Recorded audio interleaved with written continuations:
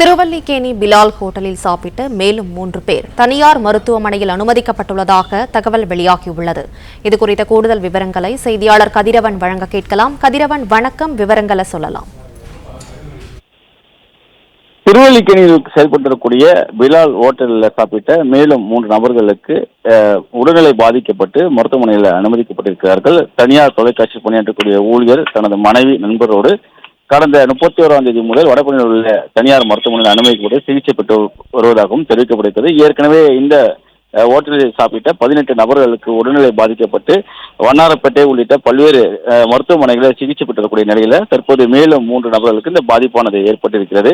30ஆம் தேதி திருவல்லிக்கேணி விழா ஹோட்டலில் சாப்பிட்ட நிலையில உடல்நல குறைவு ஏற்பட்டு 31ஆம் தேதி முதல் மருத்துவமனையில் அனுமதிக்கப்பட்டிருப்பதாகவும் தெரிவிக்கப்பட்டிருக்கிறது. விக்னேஷ், அவரது மனைவி மற்றும் அவரது நண்பர் என 3 நபர்கள் பாதிக்கப்பட்டிருப்பதாகவும் விக்னேஷின் மனைவி தீவிர சிகிச்சை பிரிவில் அனுமதிக்கப்பட்டிருப்பதாகவும் தெரிவிக்கப்பட்டிருக்கிறது.